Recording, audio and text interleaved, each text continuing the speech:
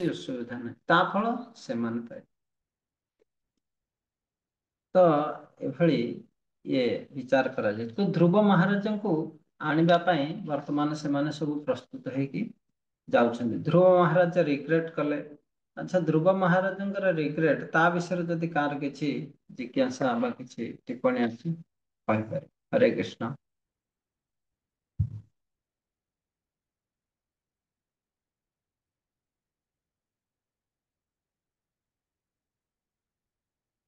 କିଛି କିଏ କହିବାକୁ ଚାହୁଁଛନ୍ତି ମଝିରେ?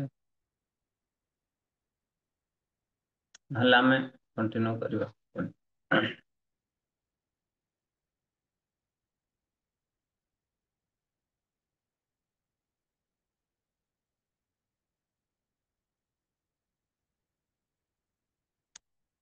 42-43 ଶ୍ଲୋକ।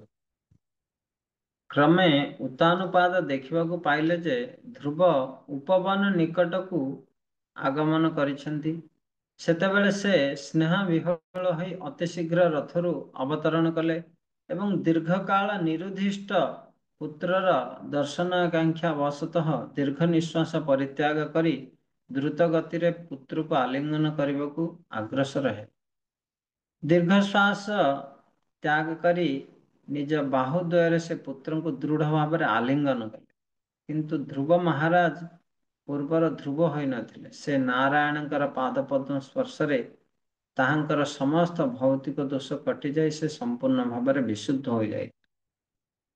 ତ ଧ୍ରୁବ ମହାରାଜଙ୍କୁ ତାଙ୍କର ପିତା ଉତାନପାଦ ବାତ୍ସଲ୍ୟ ସ୍ନେହ ପ୍ରଦାନ କରିବା ପାଇଁ ଆକୁଣ୍ଠ ହେଲେ। अथा जिघ्रान मुहूर्तोधि शीतैर्नयन बारिभिः स्नापयमास तनय जात धाम मनोरଥ। ଧ୍ରୁବ ମହାରାଜଙ୍କର ସହିତ ସମ୍ମିଳିତ ହୋଇ ରାଜା ଉତ୍ତାନପାଦ ପୂର୍ଣ୍ଣ ମନୋରଥ ହୋଇଥିଲେ ଏବଂ ପୁତ୍ରର ମସ୍ତକ ବାରମ୍ବାର ଆଘ୍ରାଣ କରିବାକୁ ଲାଗିଲେ ଏବଂ ଶୀତଳ ଆନନ୍ଦାଶ୍ରୁ ଦ୍ୱାରା ତାହାଙ୍କୁ ସ୍ନାନ କରାଏ। ତ ତାଙ୍କର ଚକ୍ଷୁରେ ଆନନ୍ଦର ଅଶ୍ରୁ ବହି ଆସିଲା ଏବଂ ଧ୍ରୁବ ଭଳି ପୁତ୍ରଙ୍କୁ ସେ ପୁଣି ପ୍ରାପ୍ତ କରି ତାଙ୍କର ଶିରକୁ ଘ୍ରାଣ କରିବାକୁ ଲାଗିଲେ। ଏହା ହେଉଛି ବାତ୍ସଲ୍ୟ ପ୍ରେମର ଏକ ପ୍ରକାର ପ୍ରଦର୍ଶନ। ପ୍ରାକୃତିକ ବିଧାନ ଅନୁଯାୟୀ ମାନବ କ୍ରନ୍ଦନର ଦୁଇଟି କାରଣ ହୋଇପାରେ। ଯେତେବେଳେ କୌଣସି ମନୋରଥ ପୂର୍ଣ୍ଣ ହେଲେ ବ୍ୟକ୍ତି ଅତ୍ୟଧିକ ଆନନ୍ଦରେ କ୍ରନ୍ଦନ କରେ, ସେତେବେଳେ ଚକ୍ଷୁରୁ ନିର୍ଗତ ଲୋକ ଅତ୍ୟନ୍ତ ଶୀତଳ। ଆଉ ଯେତେବେଳେ ଦୁଃଖରେ ବା ଈର୍ଷାରେ ଲୋତକ ଆସେ ସେତେବେଳେ ତାହା ଉଷ୍ଣ ରହେ। ତ ଏଭଳି ଦି ପ୍ରକାର ଆନନ୍ଦ ଆଶ୍ରୁ ବହେ ଶୀତଳ। अभिवन्द्य पितुपादा वासिभिर्षभिमन्त्रित न नाम मातरौ सृष्णा सत्कृत सज्जनाग्रणी। ସଜ୍ଜନ ମାନଙ୍କ ମଧ୍ୟରେ ଅଗ୍ରଗଣ୍ୟ ଧ୍ରୁବ ମହାରାଜ ପ୍ରଥମେ ପିତାଙ୍କର ଚରଣ ଯୁଗଳ ବନ୍ଦନା କଲେ। ଉତ୍ତାନପାଦ ଆଶୀର୍ବାଦ ଏବଂ କୁଶଳ ପ୍ରଶ୍ନ ଆଦି ଦ୍ୱାରା ପୁତ୍ରଙ୍କୁ ସମ୍ଭାଷଣ କଲେ। ତତ୍ପରେ ଧ୍ରୁବ ମାତୃଦେବଙ୍କୁ ଭୂମିଷ୍ଠ ପ୍ରଣାମ। ତ ଏଭଳି ଭାବରେ ଧ୍ରୁବ ମହାରାଜ ମଧ୍ୟ ପିତାଙ୍କର ଚରଣ ସ୍ପର୍ଶ କଲେ, ବନ୍ଦନା କଲେ ଏବଂ ମାତୃଦେବଙ୍କୁ ମଧ୍ୟ ଭୂମିଷ୍ଠ ପ୍ରଣାମ। ତ ଏଠାରେ ଏହି ପ୍ରଶ୍ନ ଉଠିପାରେ, ଧ୍ରୁବ ମହାରାଜା କେବଳ ଯେ ତାହାଙ୍କର ମାତାଙ୍କୁ ପ୍ରଣାମ ଜଣାଇଲେ ତାହା ନୁହେଁ, ତାଙ୍କର ବିମାତାଙ୍କୁ ମଧ୍ୟ ପ୍ରଣାମ ଜଣାଇଲେ। ଯେଉଁ ବିମାତା ତାଙ୍କୁ ଅପମାନ ଦେଇଥିଲେ ଏବଂ ଯେଉଁ ଅପମାନ ଫଳରେ ସେ ଗୃହତ୍ୟାଗ କରି ବଣକୁ ଯାଇଥିଲେ, ସେ ବିମାତାଙ୍କୁ ସେ କାହିଁକି ପ୍ରଣାମ ଜଣାଏ? ଏହାର ଉତ୍ତରରେ ଏହା ହିଁ କୁହାଯାଇପାରେ ଯେ ଧ୍ରୁବ ମହାରାଜ ଆତ୍ମାନୁଭୂତି ଲାଭ ମାର୍ଗରେ ସିଦ୍ଧି ଲାଭ ଏବଂ ଭଗବାନଙ୍କୁ ପ୍ରତ୍ୟକ୍ଷ ଭାବରେ ଦର୍ଶନ କଲା ପରେ ସମ୍ପୂର୍ଣ୍ଣ ରୂପେ ଭୌତିକ କାମନା ଜନିତ ସମସ୍ତ ପ୍ରକାର ଦୋଷରୁ ସେ ମୁକ୍ତ ହୋଇଯାଇଥିଲେ। ଏ ଭୌତିକ ଜଗତରେ ମିଳୁଥିବା ମାନ ଅପମାନକୁ ଏକ ଭକ୍ତ କେବେ ହେଲେ ଦେଖନ୍ତି ନାହିଁ। ମାନ ଅପମାନ ଶୁଦ୍ଧ ଭକ୍ତଙ୍କ ପକ୍ଷରେ ସମାନ ଅଟେ। ତ ଦେଖନ୍ତୁ, ଯେତେବେଳେ ଧ୍ରୁବ ମହାରାଜ ଭକ୍ତିରେ ପରିପକ୍ୱ ହେଇଗଲେ, ସେ ସାଙ୍ଗେ ସାଙ୍ଗେ ତାଙ୍କର ବିମାତା ପ୍ରତି ଥିବା ଈର୍ଷା ତାଙ୍କର ବ୍ୟବହାରକୁ ସେ ଭୁଲିଗଲେ। ଏବଂ ତାଙ୍କୁ ମାତୃତୁଲ୍ୟ ସମ୍ମାନ ପ୍ରଦର୍ଶନ। ତ ଏ କଥା କି ଦେଖାଯାଏ ତ ଧ୍ରୁବ ମହାରାଜଙ୍କର ଜୀବନରେ ସେ ବି ଗୋଟେ ଗୁରୁ ଭଳି କାର୍ଯ୍ୟ। ସେମିତି ଶିଲ ପ୍ରଭୁପାଦ ଯେତେବେଳେ ପୁସ୍ତକ ନିଜେ ଲେଖୁଥିଲେ, ବିତରଣ କରୁଥିଲେ, ବ୍ୟାକ୍ ଟୁ ଗଡହେଡ୍ ମାଗାଜିନ୍ ଦିଲ୍ଲୀରେ ସେ ଘରରେ ବିତରଣ କରୁଛନ୍ତି। ଜଣେ ବ୍ୟକ୍ତି କହିଲେ, ଏଇ ବୁଢା ଏଇ ଯୋଉ ପତ୍ରିକା ଛାପିକି ବିକ୍ରି କରୁଛ, ତମେ ଯଦି ପୁସ୍ତକ ଛାପିକି ବିକ୍ରି କରନ୍ତ ବା ବିତରଣ କରନ୍ତ ଭଲ, ଏଇ ପତ୍ରିକା ଲୋକ ଖାଇକି ଚିରି ଦେବେ, ପାନ ପେପର ଗୁରେଇ ଦେବେ। ତ ଦେଖନ୍ତୁ ସିଏ ଜଣେ ସାଧାରଣ ବ୍ୟକ୍ତି, ପ୍ରଭୁପାଦ ଜଣେ କେତେ ଉଚ୍ଚ ଶିକ୍ଷିତ ଆଚାର୍ଯ୍ୟ, କିନ୍ତୁ ସେ ତାଙ୍କୁ ଏଭଳି କହିଲେ। କିନ୍ତୁ ସେଇଟାକୁ ସେ ଭାବିଲେନି, ଆରେ ଇଏ ମୂର୍ଖ, ଇଏ ମତେ କଣ ଉପଦେଶ ଦବ। ତ ପ୍ରଭୁପାଦ ଭାବିଲେ, ମୋର ଗୁରୁଦେବ ଏଇ ବ୍ୟକ୍ତି ମାଧ୍ୟମରେ ମତେ କହୁଛନ୍ତି, ମୁଁ ଏଇ ପତ୍ରିକା ସାଥି ସାଥିରେ ପୁସ୍ତକ ବି ଛାପିବା ଦରକାର। ତ ପ୍ରଭୁପାଦ ତାପରେ ଭାଗବତମ୍ ଛାପିବା ଆରମ୍ଭ କଲେ। ତ ସେଥିପାଇଁ ଜଣେ ଶୁଦ୍ଧ ଭକ୍ତ ଜୀବନରେ ଯାହା କିଛି ଆସେ ସେଟାକୁ ସେ ଭଗବାନଙ୍କର କୃପା ବୋଲି ସ୍ୱୀକାର, ଆଉ ସେଇଟା ବାସ୍ତବରେ ତାର ଜୀବନରେ ପ୍ରଗତି। ଭଗବାନ କିଭଳି ଭାବରେ ଆମକୁ ସନ୍ଦେଶ ଦେବେ, one can see the hand of God if one is devoted to the God, ତ ସେଟା ଦେଖିପାରିବେ। ଶ୍ରୀମାନ ଚୈତନ୍ୟ ମହାପ୍ରଭୁ କହିଛନ୍ତି ଯେ ବ୍ୟକ୍ତିଙ୍କୁ ତୃଣାଦପି ସୁନିଚ୍ଛନ୍ନ ହେବାକୁ ବୃକ୍ଷ ପରି ସହିଷ୍ଣୁ ହେବାକୁ ପଡିବ, ତାହେଲେ ସେ ହରି ଭଜନ ଭକ୍ତି ସାଧନ କରିପାରେ। ସେଥିପାଇଁ ଧ୍ରୁବ ମହାରାଜଙ୍କୁ ଏ ଶ୍ଲୋକରେ ସଜ୍ଜନ ଗ୍ରଣୀ, ସଜ୍ଜନ ମାନଙ୍କ ମୁଖ୍ୟ ବୋଲି, କାରଣ ସିଏ ବିମାତାଙ୍କର ଯୋଉ ଆଚରଣ ବ୍ୟବହାର ତାହାକୁ ଭୁଲି ଯାଇ, ତାଙ୍କୁ ଶତ୍ରୁ ନ ଭାବି ରାଗ ଦ୍ୱେଷକୁ ପରିତ୍ୟାଗ କରି ତାଙ୍କୁ ପୁଣି ପ୍ରଣାମ ଜଣାଇ। ସୁରୁଚିସ୍ତ ସମୁତ୍ଥାପ୍ୟ ପଦାବନତମର୍ଭକମ୍ ପରିଶୋଜ୍ୟ ଜୀବେତି ବାଷ୍ପ ଗଦ୍ଗଦୟା ଗିରା। ଧ୍ରୁବ ମହାରାଜଙ୍କର ସାନମା ସୁରୁଚି ପଦାବନତ ବାଳକ ନିରୀହ ଧ୍ରୁବଙ୍କୁ ପ୍ରୀତିପୂର୍ବକ ଉତ୍ତୋଳନ କରି ଆଲିଙ୍ଗନ କଲେ ଏବଂ ବାଷ୍ପ ଗଦଗଦ ସ୍ୱରରେ ଅର୍ଦ୍ଧସ୍ଫୁରିତ ବାକ୍ୟରେ ଦୀର୍ଘଜୀବୀ ହୁଅ ବୋଲି ଆଶୀର୍ବାଦ। ତ ତାଙ୍କର ବିମାତା ଯିଏ ସୁରୁଚିଙ୍କୁ ଈର୍ଷା କରୁଥିଲେ, ଧ୍ରୁବଙ୍କୁ ଈର୍ଷା କରୁଥିଲେ, ସେ ପୁଣି କିଭଳି ତାଙ୍କ ପ୍ରତି ଆଶୀର୍ବାଦ କଲେ। ନା ଜଣେ ଯେତେବେଳେ ଭଗବାନଙ୍କର କୃପା ପ୍ରାପ୍ତ କରେ, ସେତେବେଳେ ସିଏ ବାସ୍ତବରେ ସମସ୍ତଙ୍କର କୃପାର ଅଧିକାରୀ। ଯସ୍ୟ ପ୍ରସନ୍ନ ଭଗବାନ ଗୁଣୈ ମୈତ୍ରୀ ଦିବିର୍ହରିଃ ତସ୍ମୈ ନମନ୍ତି ଭୂତାନି ନିମ୍ନ ମାପୈବ ସ୍ୱୟଂ।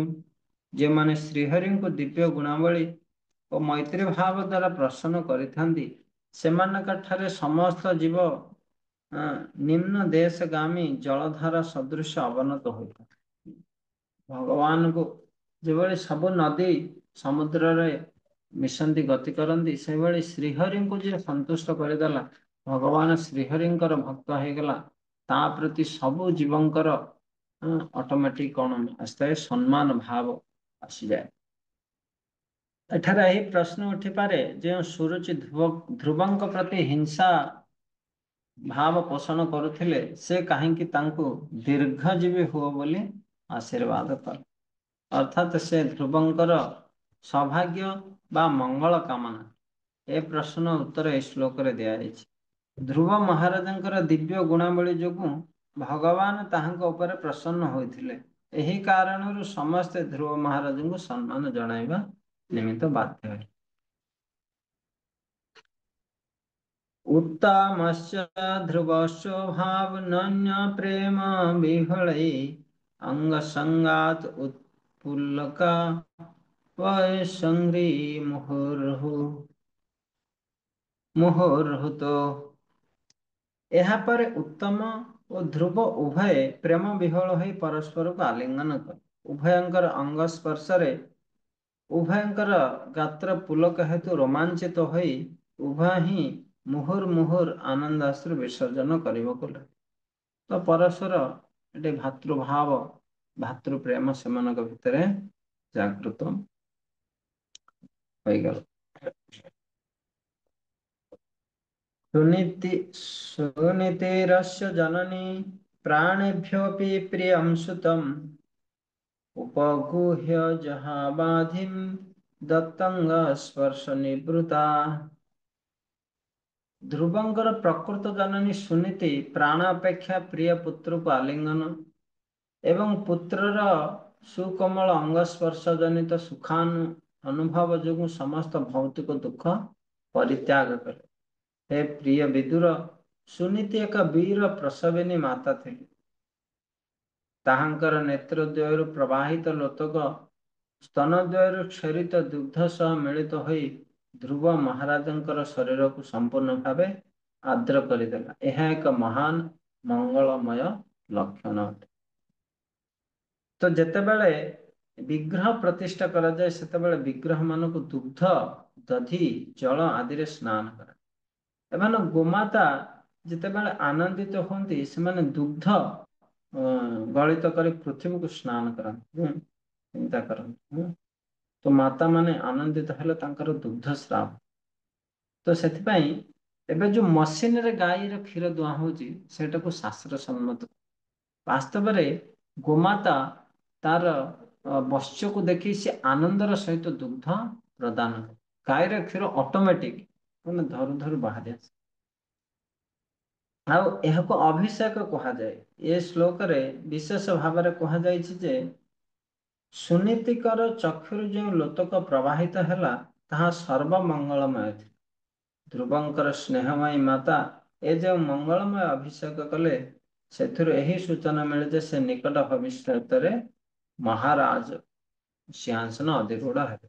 ତ ଅଭିଷେକ ହେଲା ମାନେ ସେ ରାଜା। ତ ଏଇଆ ଏଠି ସୂଚନା ମିଳୁଛି। ଏ ଶ୍ଲୋକରେ ଧ୍ରୁବ ମହାରାଜଙ୍କର ମାତା ସୁନୀତିଙ୍କୁ ବୀର ପ୍ରସବିନୀ ବୋଲି କୁହାଯାଇଛି। ଏହା ବଡ଼ ଅର୍ଥପୂର୍ଣ୍ଣ ଅଟେ। ଏ ପୃଥିବୀରେ ବହୁତ ବୀର ଅଛନ୍ତି। କିନ୍ତୁ ଧ୍ରୁବ ମହାରାଜଙ୍କ ସହ କେହି ତୁଳନୀୟ ହୋଇପାରିବେ ନାହିଁ। କାରଣ ଧ୍ରୁବ ମହାରାଜ କେବଳ ଜଣେ ବୀର ବା ପୃଥିବୀର ମହାପରାକ୍ରମଶାଳୀ ସମ୍ରାଟ ନଥିଲେ, ସେ ଜଣେ ମହାନ ଭକ୍ତ ମଧ୍ୟ ଥିଲେ। ସେଥିପାଇଁ ବୀର ପ୍ରସବିନୀ କୁହାଯାଇଛି। ସେ ଜଣେ ବୀର ତା ସାଥିରେ ଭକ୍ତ। ତମ୍ ସଂସାର ସୁଜନା ରାଜ୍ಞୀ ଦିଷ୍ଟ୍ୟା ତେ ପୁତ୍ର अर्तिहा ପ୍ରତିଲବ୍ଧ ଶିର ନଷ୍ଟ ରକ୍ଷିତା ମଣ୍ଡଳ ଭୁବଃ। ପୁରବାସୀଗଣ ରାଣୀ ସୁନୀତିକୁ ପ୍ରଶଂସା କରି କହିଲେ, ହେ ରାଣୀ, ବହୁ ସୁକୃତି ଫଳରେ ବହୁ ଦିନର ଅଦର୍ଶନ ପରେ ଆଜି ଆପଣଙ୍କର ପୁତ୍ର ଫେରି ଆସିଛନ୍ତି। ତେଣୁ ଏଥିରୁ ଜଣାଯାଉଛି ଆପଣଙ୍କର ପୁତ୍ର ଦୀର୍ଘ କାଳ ଧରି ଆପଣଙ୍କୁ ରକ୍ଷା କରିବା ସଙ୍ଗେ ସଙ୍ଗେ ଆପଣଙ୍କର ସମସ୍ତ ଭବ ଦୁଃଖ ଦୂର ହୁଏ। ତ ରାଣୀ ବାସ୍ତବରେ ବହୁତ ଦୁଃଖରେ ଥିଲେ ଏବଂ ତାଙ୍କର ପୁତ୍ର ଯେତେବେଳେ ଚାଲିଗଲେ ତା ଠାରୁ ସେ ଆହୁରି ଦୁଃଖିତ ହୋଇଯାଇଥିଲେ। କିନ୍ତୁ ବହୁତ ଦିନ ପରେ ଯେତେବେଳେ ପୁତ୍ର ଫେରି ଆସିଛି ସେ ନିଶ୍ଚିତ ଭାବରେ ତାଙ୍କୁ ଆନନ୍ଦ ଆଉ ସୁରକ୍ଷା ପ୍ରଦାନ କରିବେ। ତ ରାଣୀଙ୍କୁ ସୁରକ୍ଷା ପ୍ରଦାନ କରିବା କଥା ରାଜା, କିନ୍ତୁ ଏଇଠି ପୁତ୍ରକୁ ସୁରକ୍ଷା ପ୍ରଦାନ କରିବା ପାଇଁ ମଧ୍ୟ ଏଠି କୁହାଯାଉଛି। କାହିଁକି ନା ବାସ୍ତବରେ ରାଣୀ ଉତ୍ତମଙ୍କ ପାଖରେ ରାଜାଙ୍କ ପାଖରେ ସୁରକ୍ଷିତ ନଥିଲେ। କାରଣ ସେ ତାଙ୍କର ଯତ୍ନ ନେଉନ।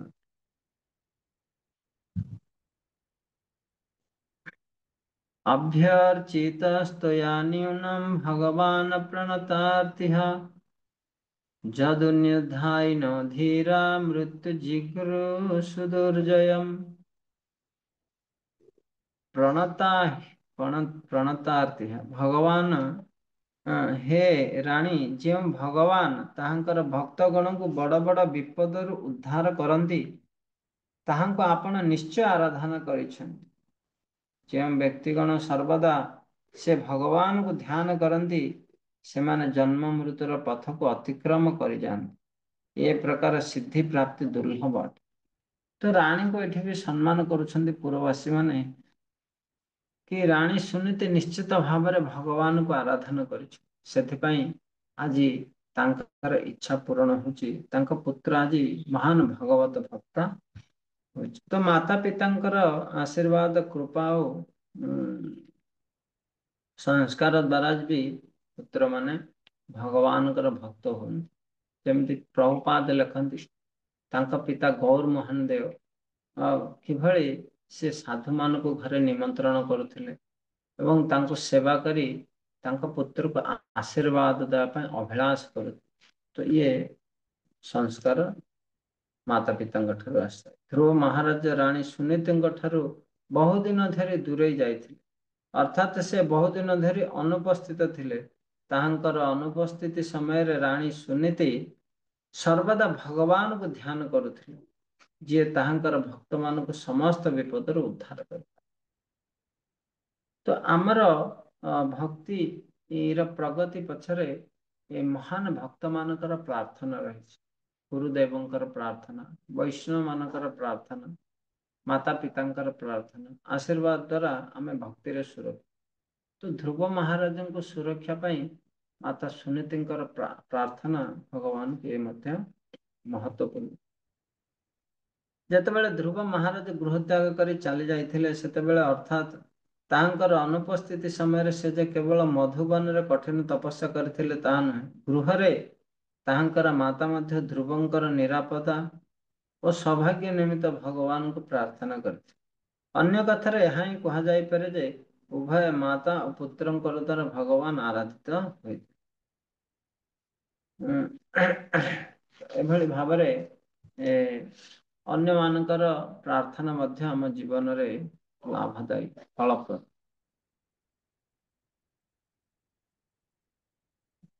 ମୈତ୍ର ମୁନି କହିଲେ, ହେ ପ୍ରିୟ ବିଦୁର, ପୂର୍ବୋକ୍ତ ପ୍ରକାରେ ସର୍ବଜନ ସମାଦୃତ ଧ୍ରୁବଙ୍କୁ ଭ୍ରାତା ଉତ୍ତମଙ୍କର ସହିତ ହସ୍ତିନୀ ପୃଷ୍ଠରେ ଆରୋହଣ କରାଇ ରାଜା ଉତ୍ତାନପାଦ ଅତ୍ୟନ୍ତ ହର୍ଷିତ ଚିତ୍ତରେ ପୁରା ଅଭିମୁଖେ ଯାତ୍ରା କଲେ। ସେତେବେଳେ ସେଠାରେ ଥିବା ସମସ୍ତ ବର୍ଗର ଲୋକ ତାହାଙ୍କର ସ୍ତୁତି ଗାନ କରିଥିଲେ। ତ ଏଭଳି ଭାବରେ ମୈତ୍ର ମୁନି କହିଲେ କି କିଭଳି ଧ୍ରୁବ ମହାରାଜଙ୍କୁ ସ୍ୱାଗତ କରି ରାଜା ରାଣୀ ଏବଂ ରାଜ୍ୟବାସୀ ମାନେ ପୁଣି ରାଜାଙ୍କୁ ସ୍ୱାଗତ କଲେ ଏବଂ ରାଜପ୍ରସାଦକୁ ନେଇ ଗଲେ। ତତ୍ର ତତ୍ର ପୁଂସଙ୍କ ତର୍ଲୈର୍ଷଣ୍ମକରତୋରଣୈ ସବୃନ୍ଦେ କଦଳୀ ସ୍ତମ୍ଭ ପୁରା ପୌତଶ୍ଚ ତଦ୍ବିଧୈ। ତ ଏଠି ଏଇ ପୁରର ବର୍ଣ୍ଣନା ବିଷୟରେ କିଛି ଶ୍ଲୋକ ଆସିବ କି ଯେତେବେଳେ ଧ୍ରୁବ ମହାରାଜ ଫେରି ଆସୁଛନ୍ତି ଭଗବତ କୃପା ପ୍ରାପ୍ତ କରି, ତ ରାଜ୍ୟରେ ଏକ ମହୋତ୍ସବ ହଉଛି। ସବୁ କିଭଳି ରାଜ୍ୟର ସଡ଼କ ବା ନଗର ଗ୍ରାମ ଆଦି ସବୁ ସଜ୍ଜୀକରଣ ହଉଛି। ସମଗ୍ର ରାଜଧାନୀ ମଧ୍ୟସ୍ଥ ପ୍ରତ୍ୟେକ ପ୍ରସାଦ ଦ୍ୱାରରେ ମକର ଆକୃତି ତୋରଣମାନ ରଚିତ ହୋଇଥିଲା। ସେଥିରେ ଫଳ ମଞ୍ଜରୀ ସହିତ କଦଳୀ ସ୍ତମ୍ଭ, ନବୀନ ବୃବାର ବୃକ୍ଷ ଆଦି ଶୋଭା ପାଉଥିଲେ। ଅତି ପବିତ୍ର ଉତ୍ସବ ପାଳନ ସମୟରେ ଚତୁର୍ଦିଗକୁ ଫଳ ମଞ୍ଜରୀ ସହିତ କଦଳୀ ବୃକ୍ଷ, ନାରିକେଳ ବୃକ୍ଷ, ଗୁବାକ ବୃକ୍ଷ ଓ ଫୁଲ ଫଳ ଆଦିର ସଜାଇବା ଏକ ପୁରାତନ ଭାରତୀୟ ପ୍ରଥା ଅଟେ। ଯେଭଳି ଆମେ ଆମ୍ବ ପତ୍ରରେ ତୋରଣ କରୁଛେ, କଦଳୀ ଦିପଟେ ଗଛ ରଖୁଛେ, ଶୁଭ ବିଭିନ୍ନ ପ୍ରକାର ଗୁଆ ପତ୍ର, ନାରିଏଲ ପତ୍ରରେ ଆମେ ସବୁ ଡେକୋରେସନ କରୁଛୁ। ପ୍ରତି ଦ୍ୱାରରେ ଅମ୍ର ପଲ୍ଲବ, ବିଭିନ୍ନ ପ୍ରକାର ରଙ୍ଗ ରଙ୍ଗୋଲି, ବସ୍ତ୍ର, ମାଲ୍ୟ, ମୁକ୍ତାମାଳ ସୁସଜ୍ଜିତ ହୋଇ ଦୋଳାୟମାନ ହୋଇଥାଏ। ଏବଂ ବହିର୍ଦେଶରେ ଧାଡ଼ି ଧାଡ଼ି ଜଳପୂର୍ଣ୍ଣ କଳସ ଓ ତତ୍ ସମ୍ମୁଖରେ ଦୀପାବଳି ଶୋଭା ପାଉଥାଏ। ତ କୁମ୍ଭ କଳସ ବି ରଖା ହେଇଛି। ବିଭିନ୍ନ ପ୍ରକାର ମାଳା ସବୁ ଫୁଲ ମାଳା ଦିପଟେ ଟଙ୍ଗା ହେଇଛି। ତ ରାଜ୍ୟ ସାରା ଏଭଳି ମହୋତ୍ସବ ପାଳନ ହଉଛି। ସେଇ ପୁରୀର ଚତୁର୍ଦିଗରେ ଥିବା ପ୍ରାଚୀର, ଗୋପୁରମ୍ ବା ଫାଟକ ଏବଂ ପ୍ରସାଦ ମାନ ଅତି ସୁନ୍ଦର ଥିଲା ଏବଂ ଏହି ଅବସରରେ ସେଗୁଡ଼ିକୁ ସ୍ୱର୍ଣ୍ଣ ବିଭୂଷିତ ହୋଇ ଅଧିକ ଆକର୍ଷଣୀୟ ଦିଶୁଥିଲା। ପ୍ରାସାଦର ଗମ୍ବୁଜ ଗୁଡ଼ିକ ସୁନ୍ଦର ଦୀପ୍ତିମନ୍ତ ବିମାନ ଶିଖର ତୁଲ୍ୟ ଶୋଭା ଧାରଣ କରୁ। ଆମର ମାୟାପୁରର ଯେମିତି ଡମ୍ ତିଆରି ହେଇଛି, ସେଭଳି ଆଗେ ସବୁ ପ୍ରାସାଦ ମାନଙ୍କର ଉପରେ ବଡ଼ ବଡ଼ ଡୋମ୍ ଥିଲା, ଆଉ ସେ ସବୁ ରଥ ସଦୃଶ ଦେଖାଯାଉଥିଲା। ତା ଉପରେ ସବୁ ଗୋଲ୍ଡେନ କାନପି ରଖି ତାହା ଅତି ସୁନ୍ଦର ଦୃଶ୍ୟ ସୃଷ୍ଟି କରୁଥିଲା। ଏ ଶ୍ଲୋକରେ ବର୍ଣ୍ଣିତ ବିମାନ ମାନଙ୍କ ସମ୍ବନ୍ଧରେ ଶ୍ରୀମତ ବିଜୟଧ୍ୱଜ ତୀର୍ଥ କହିଛନ୍ତି ଯେ, ଉଚ୍ଚ ଲୋକମାନଙ୍କର ଦେବତାଗଣ ଧ୍ରୁବ ମହାରାଜଙ୍କର ପିତୃ ରାଜଧାନୀ ପ୍ରବେଶ ଅବସରରେ ତାହାଙ୍କୁ ଆଶୀର୍ବାଦ ପ୍ରଦାନ କରିବା ନିମିତ୍ତ ସେମାନଙ୍କର ବିମାନ ମାନଙ୍କରେ ଆଗମନ କରିଥିଲେ। ପୁନଶ୍ଚ ବର୍ଣ୍ଣନାନୁସାରେ ଜଣାଯାଏ ଯେ ରାଜଧାନୀର ସମସ୍ତ ଗମ୍ବୁଜ ତଥା ବିମାନ ଶିଖର ସମୂହ ସ୍ୱର୍ଣ୍ଣମୟ ଅଳଙ୍କାରରେ ଭୂଷିତ ହୋଇଥିଲେ ଏବଂ ସୂର୍ଯ୍ୟ କିରଣରେ ସେସବୁ ଅତ୍ୟନ୍ତ ଚକଚକ କରି ଝଲସି ଉଠେ। ତ ଉପରୁ ଭ୍ୟୁ ଦେଖା ହେଇଛି, ମାନେ ଉପରୁ କିଏ ଆସୁଛନ୍ତି? ତା ଦେବତା ମାନେ ବିମାନରେ ମଧ୍ୟ ଧ୍ରୁବ ମହାରାଜଙ୍କୁ ସ୍ୱାଗତ କରିବା ପାଇଁ ଆସିଥିଲେ। ତ ଧ୍ରୁବ ମହାରାଜଙ୍କର ସମୟରେ ବିମାନ ଗୁଡ଼ିକ ସ୍ୱର୍ଣ୍ଣରେ ନିର୍ମିତ ହୋଇଥିବା ବେଳେ ଆଧୁନିକ ଯୁଗର ବିମାନ ଆଲୁମିନିୟମରେ ନିର୍ମିତ ହେଉଛି। ଏଥିରୁ ସୂଚିତ ହେଉଛି ଯେ ଧ୍ରୁବ ମହାରାଜଙ୍କର ସମୟରେ କି ପ୍ରକାର ଐଶ୍ୱର୍ଯ୍ୟ ଥିଲା। ତ ପ୍ରଭୁପାଦଙ୍କୁ ପାଶ୍ଚାତ୍ୟ ଦେଶର ଜଣେ ରିପୋର୍ଟର ପଚାରିଲେ, ପ୍ରଭୁପାଦ, ଆପଣ ତ ଯଦି ସାଧୁ ବୃକ୍ଷମୂଳ ରହିବା କଥା, ଆପଣ ଏଭଳି ମର୍ସିଡିଜ ରୟଲ୍ସ ରୟ ଗାଡ଼ିରେ ଆପଣ ଯାଉଛନ୍ତି? ତ ପ୍ରଭୁପାଦ ହସିଲେ। ପ୍ରଭୁପାଦ କହିଲେ, ବାସ୍ତବରେ ଧ୍ରୁବ ମହାରାଜଙ୍କୁ ଯେଭଳି ସ୍ୱର୍ଣ୍ଣମୟ ବିମାନରେ ନିମନ୍ତ୍ରଣ ବା ସ୍ୱାଗତ କରାଯାଇଥିଲା, ସେଭଳି ଭଗବାନଙ୍କ ଭକ୍ତଙ୍କୁ ଗୋଲ୍ଡେନ କାରରେ ନେବା କଥା। କିନ୍ତୁ ଏଇ ଗରିବୀ ସ୍ଥିତି, ତେଣୁ ଆପଣ ମାନଙ୍କର ଏଇ ଲୁହା କାରରେ ମଧ୍ୟ ଆମେ ଗତି କରୁଛୁ। ତ ଇଏ ପ୍ରଭୁପାଦଙ୍କର ରେସ୍ପନ୍ସ ଥିଲା କି ଆମେ ଭାବୁଛେ ଭୌତିକ ଦୃଷ୍ଟିରୁ ଆମେ କେତେ ଆଡଭାନ୍ସ, ଟେକ୍ନୋଲୋଜି କେତେ ରିଚ୍, କିନ୍ତୁ ବାସ୍ତବରେ ଆଧ୍ୟାତ୍ମିକ ଜଗତ ବା ପୁରାତନ ସମୟ କଥା ଯଦି ବିଚାର କରିବା, ତାହେଲେ ଆମେ ବାସ୍ତବରେ ବହୁତ ଡିଗ୍ରେଡେଡ୍ ସବୁ ଦୃଷ୍ଟିରୁ। କଳି ଯୁଗରେ ଭାଗବତମରେ କୁହାଯାଇଛି, ପ୍ରାୟଣ ଅଳ୍ପାୟୁଷ ସଭ୍ୟ କଲৌ ଅସ୍ମିନ୍ ଯୁଗେ ଜନ ମନ୍ଦ ସୁମନ୍ଦ ମତେ ମନ୍ଦ ଭାଗ୍ୟ। ଆୟୁ, ବୁଦ୍ଧି, ଧନ, ସ୍ମୃତି ସବୁ କିଛି କଳି ଯୁଗରେ କଣ ହବ ନା ଧୀରେ ଧୀରେ କମ ହେଇଯିବ। ମୃଷ୍ଟ ଚତ୍ତର ରଥ୍ୟାଟ ମାର୍ଗ ଚନ୍ଦନ ଚର୍ଚିତମ୍ ଲାଜାକ୍ଷତେ ପୁଷ୍ପ ଫଲୈର୍ ତଣ୍ଡୁଳେ ବଳିଭିର୍ଯୁତମ୍। ତ ସେଇ ପୁରୀର ସମସ୍ତ ଅଙ୍ଗନ, ରାଜପଥ, ଉଚ୍ଚ ପ୍ରାସାଦ ଉପରେ ନିର୍ମିତ ଭୂମି ଏବଂ କ୍ଷୁଦ୍ର ମାର୍ଗ ସମୂହ ଚନ୍ଦନ ଜଳରେ ସିକ୍ତ ହୋଇଥିଲା।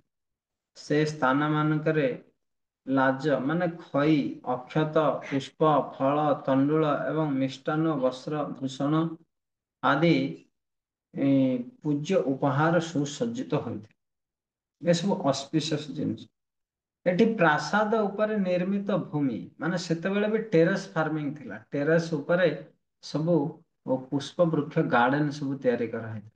ବଡ ବଡ ଛାତ ଉପରେ ବିଭିନ୍ନ ପ୍ରକାର ଫୁଲ ଗାର୍ଡେନ ଥିଲା। ତ ଏ ଭାଗବତ ମୋର ବର୍ଣ୍ଣନା ହଉଛି।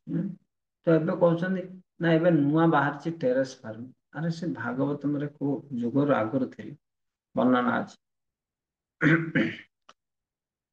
58, 59 ପୁରସ୍ତ୍ରୀଗଣ ଧ୍ରୁବଙ୍କର ସେଇ ପଥରେ ଆଗମନ କରିବାର ଦେଖି ପ୍ରତ୍ୟେକ ପ୍ରତିବେଶୀ ମହିଳାମାନେ ଏକତ୍ରିତ ହୋଇ ବାତ୍ସଲ୍ୟ ସ୍ନେହରେ ତାହାଙ୍କୁ ଆଶୀର୍ବାଦ ପୂର୍ବକ ତାହାଙ୍କର ମସ୍ତକରେ ଶ୍ଵେତ ସସର୍ପ ଜବ ଦଧି ଜଳ ଦୁର୍ବା ପୁଷ୍ପ ଓ ଫଳମାନ ବର୍ଷଣ କରିବାକୁ ଲାଗିଲେ। ଧ୍ରୁବ ସେମାନଙ୍କର ମନୋହର ଗୀତି ଶ୍ରବଣ କରି ପିତୃଭବନରେ ପ୍ରବେଶ କଲେ। ତ ମହିଳାମାନେ କିଭଳି ସବୁ ଦାଣ୍ଡ ପିଣ୍ଡାକୁ ଆସି ଧ୍ରୁବ ମହାରାଜଙ୍କର ଯାତ୍ରା ସମୟରେ ତାଙ୍କ ଉପରେ ପୁଷ୍ପ ବୃଷ୍ଟି କଲେ, ଫଳ ବର୍ଷଣ କଲେ ଦଧି ଦୁଗ୍ଧ ଜବ ଏସବୁ ଆଦି। ତ କୁମ୍ଭ ମେଳାରେ ଆମେ ଥିଲୁ ଗୋଟେ ମହାସ୍ନାନ ଯୋଉ ସାଇ ସ୍ନାନ ଯାଇଥିଲୁ। ସେତେବେଳେ ସାଧୁଙ୍କ ମେଳରେ ଆମେ ଆଖଡ଼ାରେ ସାଇ ସ୍ନାନ କରୁଛୁ। ଉପରୁ ସବୁ ମାନେ ହେଲିକପ୍ଟରରେ ପୁଷ୍ପ ବୃଷ୍ଟି କରାହଉଛି ସାଧୁ ମାନଙ୍କର ମଙ୍ଗଳ ପାଇଁ। ମନ୍ତ୍ରୀ ମାନେ ଉପରେ ଆସି ହେଲିକପ୍ଟର ଉପରେ ପୁଷ୍ପ ବୃଷ୍ଟି କରନ୍ତି। ତ ସେଭଳି ଧ୍ରୁବ ମହାରାଜଙ୍କର ଉପରେ ବିଭିନ୍ନ ପ୍ରକାର ଅସ୍ପିସିୟସ୍ ମଙ୍ଗଳକର ବସ୍ତୁ ସବୁ ଆଶୀର୍ବାଦ ରୂପରେ ସେମାନେ ଦେଲେ। ମହାମଣି ବ୍ରାତମୟେ ସ ତସ୍ମିନ୍ ଭବନୋତ୍ତମେ ଲାଲିତ ନିତରାମ୍ ପିତ୍ରା ନ୍ୟବସଦ୍ଭିର୍ ଦେବବତ୍। ଧ୍ରୁବ ପିତାଙ୍କ ପ୍ରାସାଦରେ ମୂଲ୍ୟବାନ ମଣିମାଣିକ୍ୟ ଖଚିତ ଅତି ଉତ୍ତମ ଭବନରେ ପିତା ଉତ୍ତାନପାଦ କର୍ତ୍ତୃକ ପ୍ରସାଦ ଲାଳିତ ପାଳିତ ହୋଇ ସ୍ୱର୍ଗବାସୀ ଦେବତା ମାନଙ୍କ ସଦୃଶ ସୁଖରେ ବାସ କରିବାକୁ ଲାଗେ। ତ ଧ୍ରୁବ ପୁଣି ସେ ପ୍ରସାଦରେ ରାଜପ୍ରସାଦରେ ଉତ୍ତାନପାଦଙ୍କର ସୁଖରେ ବାସ କରିବାକୁ ଲାଗିଲେ। 61 ରାଜପ୍ରସାଦରେ ଥିବା ଶଯ୍ୟା ଦୁଗ୍ଧ ଭଳି ଶୁଭ୍ର ଓ କୋମଳ ଥିଲା। ମାନେ ଯୋଉ ବେଡସିଟ୍ ପଡ଼ିଥିଲା ସେ ପୁରା ଏକଦମ ହ୍ୱାଇଟ୍ ଲାଇକ୍ ମିଲ୍କ। ପଲଙ୍କ ଗୁଡ଼ିକ ସ୍ୱର୍ଣ୍ଣ ଖଚିତ ହସ୍ତି ଦନ୍ତରେ ନିର୍ମିତ ହୋଇଥିଲା। ହାତୀ ଦାନ୍ତରେ ପଲଙ୍କ ତିଆରି ହେଇଥିଲା ଆଉ ସେଥିରେ ସ୍ୱର୍ଣ୍ଣ ଖଚିତ ହୋଇଥିଲା ଏବଂ ସ୍ୱର୍ଣ୍ଣ ନିର୍ମିତ ଅନେକ ମହାର୍ଘ ଆସନ ମାନ ଥିଲେ। ତ ସେଇ ସମୟର ଐଶ୍ୱର୍ଯ୍ୟ ବିଷୟରେ ବର୍ଣ୍ଣନା କରାଯାଉଛି। ଆଜି କେତେ ବଡ଼ ରାଜାଢିଆ ଲୋକ ହେଲେ ମଧ୍ୟ ଏଭଳି ହାତୀ ଦନ୍ତ ପଲଙ୍କ କାହାର ନାହିଁ। ଆଉ ସେଥିରେ ସେ ସୁନା ଖଚିତ କରୁ। ସେଇ ରାଜ ଭବନର ଦିବ୍ୟ ସୁନ୍ଦରୀ ଲଲନା ମାନଙ୍କ ହସ୍ତରେ ଦୀପ୍ତ ମଣିମୟ ପ୍ରଦୀପ ଧାରଣ କରିଥିବା ମୂର୍ତ୍ତିମାନ ଖୋଦିତ। ତ ଆମେ ଯୋଉ ଦେଖୁଛେ ବିଭିନ୍ନ ପ୍ରକାର ରାଜପ୍ରସାଦରେ ଦିବ୍ୟ ସୁନ୍ଦରୀ ସ୍ତ୍ରୀ ମାନଙ୍କର ମୂର୍ତ୍ତି ଯୋଉ ସେମାନେ ଦୀପ ଧରିଥିବେ। ହଁ ତୁଳସୀ ମୁଣ୍ଡେଇ ଥିବେ ଏଇଭଳି ବିଭିନ୍ନ ପ୍ରକାର ସବୁ ସ୍ଥାପନ କରାଯାଇଥିଲା। ଏ ପ୍ରାସାଦର ବର୍ଣ୍ଣନା କୁହାଯାଇଛି ଯେ ଧ୍ରୁବ ମହାରାଜ ବ୍ରହ୍ମାଙ୍କର ଅଣନାତି ଅଟନ୍ତି। ଏଥିରୁ ସୂଚନା ମିଳୁଛି ଯେ ସୃଷ୍ଟିର ପ୍ରାରମ୍ଭରେ ସତ୍ୟ ଯୁଗରେ ଧ୍ରୁବ ମହାରାଜଙ୍କୁ ଶାସନ କରୁଥିଲେ। ଶ୍ରୀମଦ୍ ଭଗବତ ଗୀତାର ବଚନ ଅନୁଯାୟୀ ବ୍ରହ୍ମାଙ୍କର ଏକ ଦିନ ମଧ୍ୟରେ ଅନେକ ସତ୍ୟ ଯୁଗ ଆସେ। ବୈଦିକ ବର୍ଣ୍ଣନା ଅନୁଯାୟୀ ବର୍ତ୍ତମାନ ଅଷ୍ଟାବିଂଶ ଚତୁର୍ଯୁଗ ଚାଲିଛି।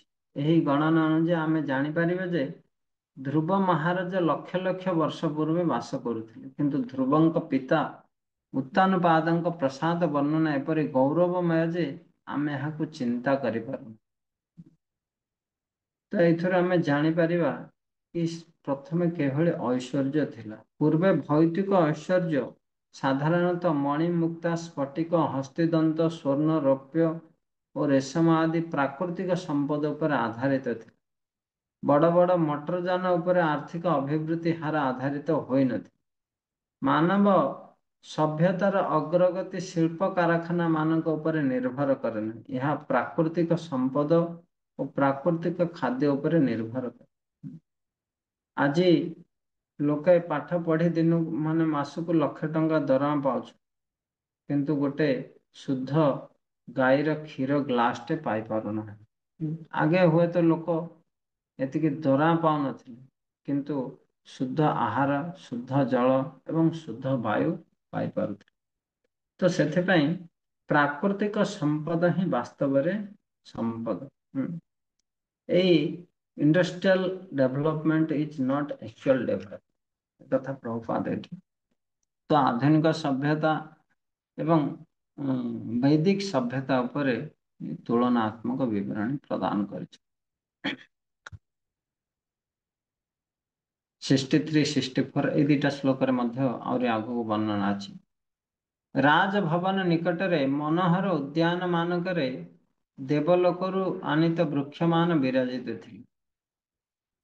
ସେମାନଙ୍କର ଉପରେ ବିହଙ୍ଗ ମିଥୁନ ସ୍ୱରରେ ସୃଜନ ଏବଂ ମଧୁପାନରେ ମତ୍ତ ମଧୁପ ସଦୃଶ ଗୁଣୁଗୁଣୁ ସ୍ୱରରେ ଗାନ କରୁଥିଲେ।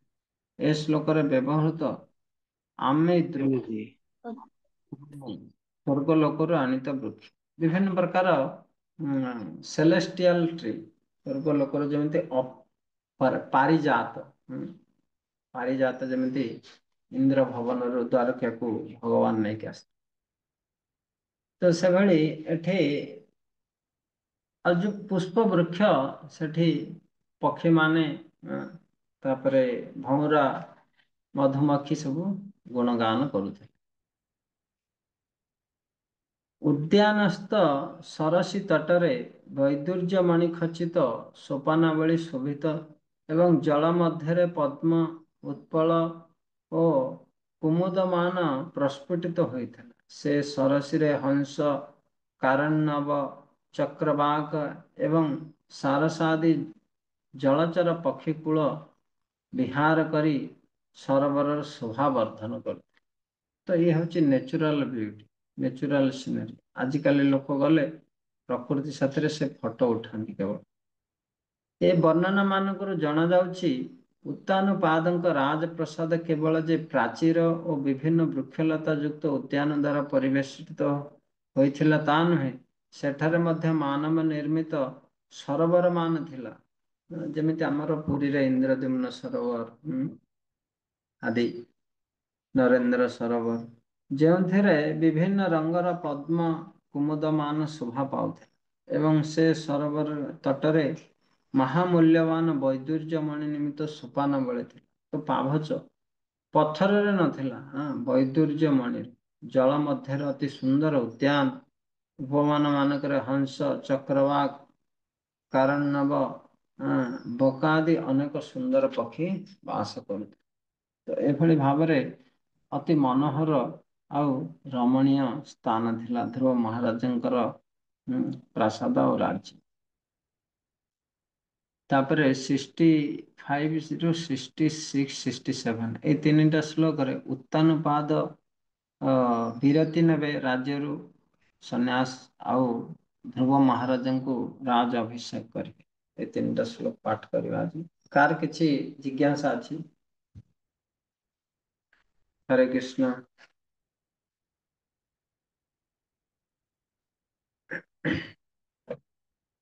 ଧ୍ରୁବ ଲୋକ ହରେ କୃଷ୍ଣ ଦଣ୍ଡବତ ପ୍ରଣାମ ପ୍ରଭୁଜୀ। ଧ୍ରୁବ ଲୋକ ତ ପ୍ରାପ୍ତି ହେଲେ ହଁ। ଧ୍ରୁବ ମହାରାଜ। ଏବେ ଯୋଉ ବର୍ଣ୍ଣନା କରାଯାଉଛି ହେଉଛି ଉତ୍ତାନପାଦଙ୍କର ରାଜ୍ୟ ସାମ୍ରାଜ୍ୟ। ଧ୍ରୁବ ଲୋକ ସେ 36,000 ବର୍ଷ ଶାସନ କଲା ପରେ ଯାଇକି ଯିବେ ହେଲା। ଭଗବାନ କହିଲେ ତୁମେ ଯାଅ, ଯେହେତୁ ତୁମେ ଇଚ୍ଛା କରିଥିଲ ତୁମର ରାଜାଙ୍କର ସେ ପଦ ପ୍ରାପ୍ତ କରିବା ପାଇଁ ରାଜସିଂହାସନ ତ ସିଏ ଉତ୍ତାନପାଦଙ୍କର ରାଜ୍ୟରେ ରାଜା ହେବେ 36,000 ବର୍ଷ ଶାସନ କରିସାରିଲା ପରେ ତାପରେ ସେ ଧ୍ରୁବ ଲୋକକୁ ଯିବେ। ଇଏ ଉତ୍ତାନପାଦଙ୍କର ରାଜ୍ୟର ବର୍ଣ୍ଣନା କରାହଉଛି। ହରେ ଯୋଉଠିକି କୃଷ୍ଣ ଧ୍ରୁବ ମହାରାଜଙ୍କୁ ସ୍ଵାଗତ କରିବା ପାଇଁ ଦେବତା ମାନେ ଆସିଥିଲେ। ଆଜ୍ଞା ଆଜ୍ଞା ଦଣ୍ଡବତ। ହରେ କୃଷ୍ଣ। କିନ୍ତୁ ପ୍ରଭୁପାଦ ଏଇ ଅବସରରେ ନେଚୁରାଲ ଯୋଉ ସମ୍ପଦ ପ୍ରାକୃତିକ ସମ୍ପଦ ବିଷୟରେ ବର୍ଣ୍ଣନା କରାଯାଇଛି। ଆଉ ଭେଦିକ ସୋସାଇଟି ବିଷୟରେ ବର୍ଣ୍ଣନା କରିଛନ୍ତି। ଆଉ ମଡର୍ଣ୍ଣ କଲଚର ଇଣ୍ଡଷ୍ଟ୍ରିଆଲାଇଜେସନ ଆଉ ଯୋଉ ଆଧୁନିକ ଧନ ତାର କିଭଳି ବାସ୍ତବରେ ସେଟା ଧନ ନୁହେଁ। ଆଡଭାନ୍ସମେଣ୍ଟ ନୁହଁ ସେ କଥା ବ୍ୟାଖ୍ୟା କରିଛି। ହରେ କୃଷ୍ଣ ପ୍ରଭୁଜୀ ଏଇ ବୃକ୍ଷ ଜୀବନ ଟା ବି 10,000 ବର୍ଷ ରହୁଛନ୍ତି। ବୃକ୍ଷ ଆଜ୍ଞା। ନାଇଁ ନାଇଁ ବୃକ୍ଷ ମାନେ ଯୋଉ ଲୋକରେ ରହିବେ ସେଇ ଲୋକ ଅନୁସାରେ ସବୁ ନିବାସ କରିବେ। ମାନେ ଏବେ ଯେମିତି ପିତୃ ଲୋକରେ ଗୋଟେ ମାସ ପିତୃ ଲୋକର ଗୋଟେ ଦିନ ଆମର ଏଠି ଗୋଟେ ମାସ। ଆମେ ଯଦି ତୃତୀୟ ସ୍କନ୍ଧରେ ଆପଣ ସମୟ ଗଣନା ଦେଖିଥିବେ। ହୁଁ ଅଲଗା ଅଲଗା ଲୋକ ସମୟ ଅଲଗା ଅଲଗା ବୁଝିପାରୁଛନ୍ତି ନା? ତ ଆଜ୍ଞା ସେଠିକା ଲୋକରେ ଯୋଉମାନେ ବାସ କରିବେ ସେଠିକାର ସମୟ ଅନୁସାରେ ସେମାନେ ଚଳିବେ। ବୁଝିପାରିଲେ? ତ ଆଜ୍ଞା ସମସ୍ତେ ଆମର ଏଠିକାର ପୃଥିବୀ ଲୋକର 100 ବର୍ଷ। ଏଠିକାର ମାସ ସେଠି ଗୋଟେ ଦିନ ପିତୃ ଲୋକ। ତାପରେ ସ୍ୱର୍ଗରେ ସେଇଟା କେତେ ସମୟ। ତ ସେଇଭଳି ଅଲଗା ଅଲଗା ସମୟ ଅଛି। ତ ଯୋଉ ଅଞ୍ଚଳରେ ବୃକ୍ଷ ଥିବେ ସେଠିକାର ସମୟ ଅନୁସାରେ ସେମାନେ ବଞ୍ଚିବେ। 500 ବର୍ଷ କି 1000 ବର୍ଷ ତାଙ୍କର ଯେତିକି ଆୟୁ। ବୁଝିପାରିଲେ? ହରେ କୃଷ୍ଣ। हरि बोल। धन्यवाद। 65 ରୁ 67 ଉତ୍ତାନପାଦ ବିରତି ନେବେ। ତାପରେ ରାଜା କରିବେ ଧ୍ରୁବ ମହାରାଜ। उत्तानपाद राजर्षि प्रभावं तनयस्तम् श्रुत्वा दृष्टा भूततं प्रपदे विस्मयापरम्। राजर्षि उत्तानपाद स्वीय पुत्र ଧ୍ରୁବଙ୍କର ଅତ୍ୟାଶ୍ଚର୍ଯ୍ୟ ପ୍ରଭାବ ଦର୍ଶନ ଓ ଶ୍ରବଣ କରି ଅତିଶୟ ବିସ୍ମୟାଭିଭୂତ ହେଲେ। ତ ଉତ୍ତାନପାଦ ନିଜ ପୁତ୍ରଙ୍କର ଅତି ଆଶ୍ଚର୍ଯ୍ୟ ପ୍ରଭାବ ଦର୍ଶନ ଓ ଶ୍ରବଣ। ପ୍ରଥମେ ଦର୍ଶନ କଲେ କି କିଭଳି ଧ୍ରୁବ ମହାରାଜ ଦୀପ୍ତମାନ ହେଇଛନ୍ତି, ଆଉ ଶ୍ରବଣ କଲେ କିଭଳି ସେ ଭଗବାନଙ୍କର ଏଇ କୃପା ପ୍ରାପ୍ତ କଲେ। ତ ଆଜି ବି କିଏ ଧ୍ରୁବ ମହାରାଜଙ୍କର 5 ବର୍ଷର ବାଳକ ଯୋଉ ତପସ୍ୟା କରିଥିଲେ 6 ମାସରେ ଭଗବାନଙ୍କୁ ପ୍ରାପ୍ତ କଲେ, ତ ସିଏ ବାସ୍ତବରେ ଆଶ୍ଚର୍ଯ୍ୟ ହେଇଯିବ। ତ ଯେତେବେଳେ ଧ୍ରୁବ ମହାରାଜ ବଣରେ ତପସ୍ୟା କରୁଥିଲେ ସେତେବେଳେ ତାହାଙ୍କର ପିତା ଉତ୍ତାନପାଦ ଧ୍ରୁବଙ୍କର ଅତି ଆଶ୍ଚର୍ଯ୍ୟ କ୍ରିୟାର କଥା ଶୁଣିପାରିଥିଲେ। ନାରଦ ମୁନି କହିଥିଲେ ଧ୍ରୁବ ମହାରାଜ ଯେ କେବଳ ରାଜପୁତ୍ର ଥିଲେ ତାହା ନୁହେଁ, ଜଣେ 5 ବର୍ଷର ବାଳକ ମାତ୍ର ଥିଲେ। ଏପରି ଅବସ୍ଥାରେ ସେ ବଣକୁ ଯାଇ କଠିନ ତପସ୍ୟା କରିଥିଲେ। ସେଥିପାଇଁ ତାହାଙ୍କର କ୍ରିୟାକଳାପ ଅତ୍ୟନ୍ତ ଆଶ୍ଚର୍ଯ୍ୟଜନକ ଥିଲା। ଏବଂ ସେ ଯେତେବେଳେ ଗୃହକୁ ପ୍ରତ୍ୟାବର୍ତ୍ତନ କଲେ ସେତେବେଳେ ତାହାଙ୍କର ପାରମାର୍ଥିକ ଯୋଗ୍ୟତା ଯୋଗୁଁ ସମସ୍ତେ ତାହାଙ୍କୁ ଭଲ ପାଏ।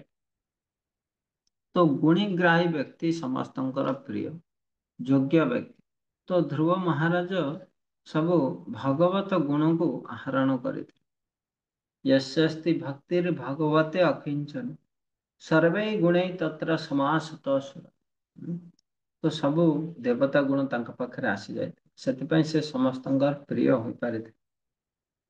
ପୁତ୍ରର ଗୌରବରେ ପିତାଙ୍କ ଅପେକ୍ଷା କିଏ ବା ଅଧିକ ସନ୍ତୁଷ୍ଟ ହବ? ତ ପୁତ୍ର ଗୁଣବାନ ହେଲେ ବାସ୍ତବରେ ସେଟା ପିତାଙ୍କର ଯଶ। ସେଥିପାଇଁ ରାଜା ବହୁତ ପ୍ରସନ୍ନ ହୋଇପାରିଥିଲେ।